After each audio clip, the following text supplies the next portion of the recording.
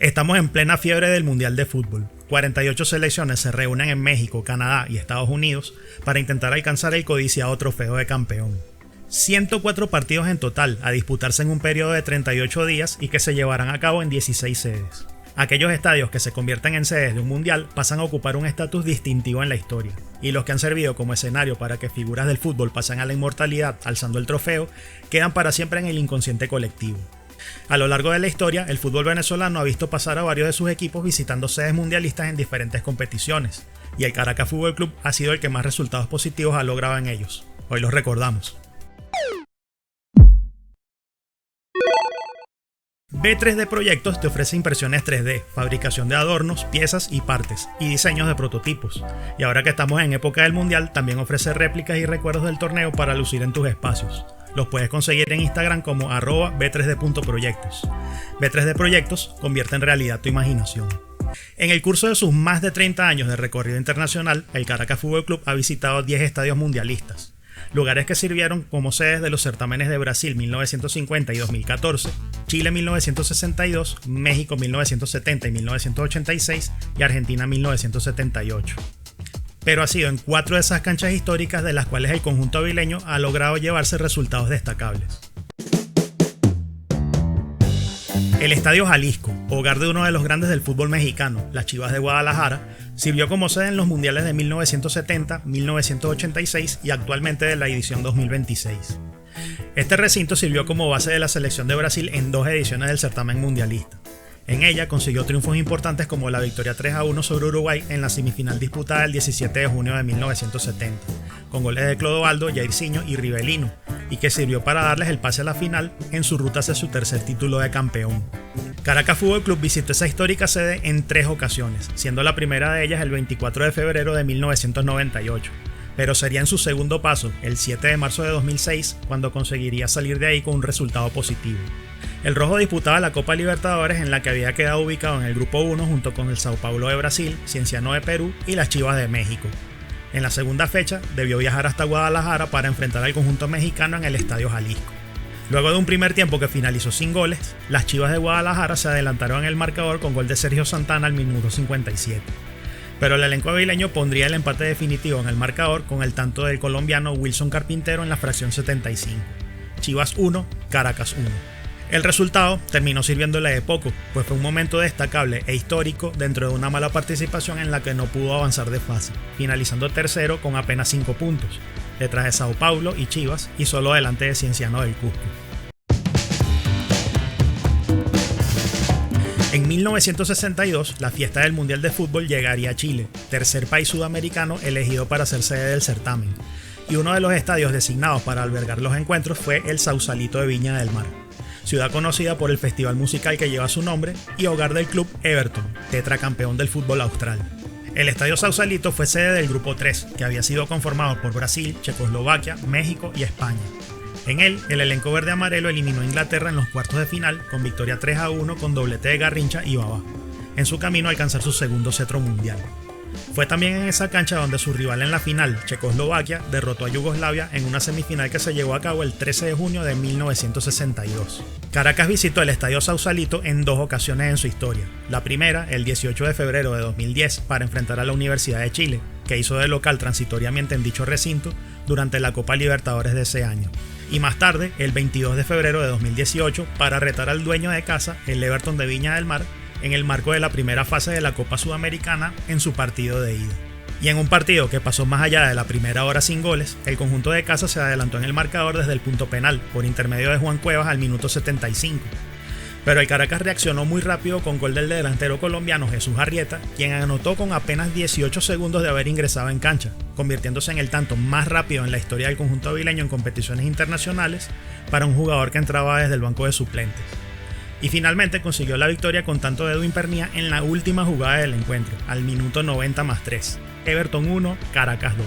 Ese resultado terminó sirviéndole, a pesar de caer derrotado en el partido de vuelta 0-1, para avanzar de ronda.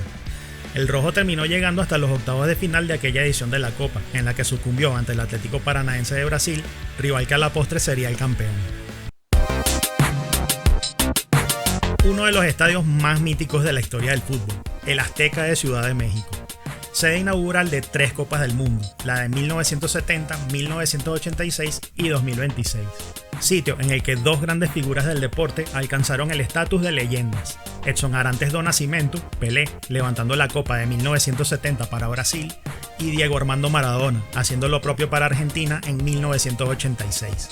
Es un lugar que, aparte de haber servido como escenario para esas dos coronaciones, también lo fue para grandes partidos que quedaron en la memoria de millones de hinchas, como el Argentina 2, Inglaterra 1, en el que el 10 albiceleste hizo el mejor gol de la historia de los mundiales y dejó también el famoso tanto que anotó con la que posteriormente llamó la mano de Dios.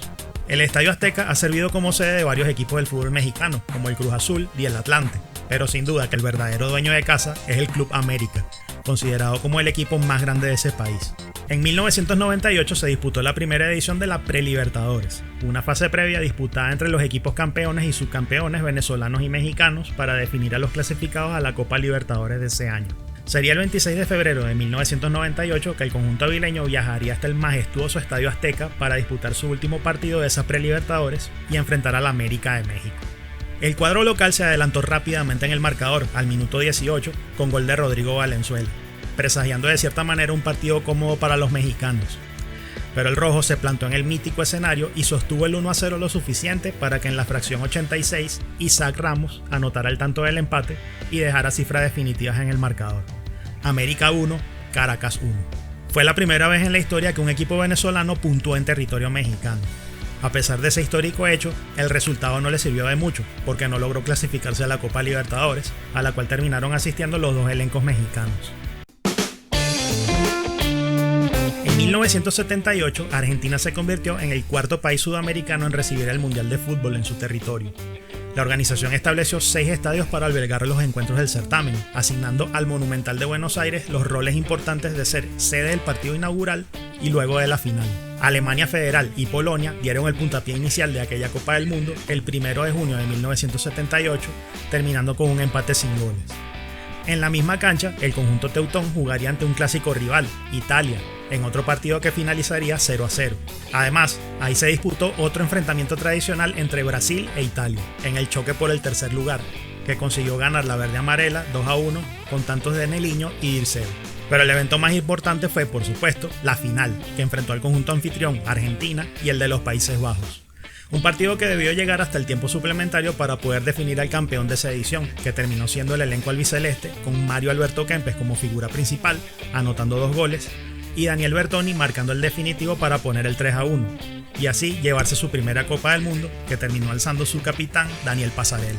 Hasta ese histórico estadio viajó el Caracas Fútbol Club un 8 de marzo de 2007, en el marco de la fase de grupos de la Copa Libertadores, para enfrentar a uno de los grandes del continente sudamericano, el Club Atlético River Plate, justamente dirigido en ese momento por Daniel Passarella. El elenco avileño conformaba el grupo 6, junto con el conjunto argentino, el chileno Colo-Colo y el ecuatoriano Liga Deportiva Universitaria de Quito. No es secreto para nadie que el Caracas no partía como candidato a avanzar de fase, pero luego de ganarle a la Liga de Quito 1-0 en el Estadio Brígido Iriarte, arrancaba con buen pie para pelear uno de los 2 cupos a los octavos de final. A pesar de un inicio furioso del elenco millonario, el conjunto avileño picó adelante en el marcador con gol de la Champeta Velázquez al minuto 9, para la sorpresa de los presentes. A partir de ahí, el Caracas hizo lo que probablemente haya sido el mejor primer tiempo de su historia en competiciones internacionales, llegando a tener par de oportunidades más para aumentar la ventaja. El segundo tiempo fue de resistencia total, como era de esperarse. River salió con todo en la búsqueda del empate y la victoria, pero ahí emergió la figura de Javier Toyo para mantener el 0 hasta el final del encuentro. River Plate 0, Caracas 1, la primera victoria venezolana y hasta la fecha de publicación de este video, única en territorio argentino. El resultado no solo tuvo importancia histórica, sino que además sirvió como impulso para que posteriormente, 2 meses más tarde, el conjunto avileño volviera a derrotar al equipo millonario en Cúcuta, para avanzar a los octavos de final de la Copa Libertadores y de paso dejar eliminado a los argentinos. El rojo jugaría la fase de octavos de final y terminaría cayendo ante el mejor equipo de la fase de grupos, el Santos de Brasil. Y ahora cuéntame, ¿llegaste a estar presente en alguno de estos partidos históricos del conjunto avileño? ¿Has visitado alguno de estos estadios mundialistas? Dímelo en los comentarios. Si te gustó este recorrido por la historia del Caracas Fútbol Club en los estadios mundialistas, dale like al video y sigue el canal, que por ahí vienen más en caminos. Además, antes y después de todos los partidos del Caracas Fútbol Club, realizamos el live avileño, así que también ahí puedes asistir. Agradecimientos a B3D Proyectos por patrocinar este video y no olviden visitarlos en su Instagram @b3d.proyectos. Hasta la próxima.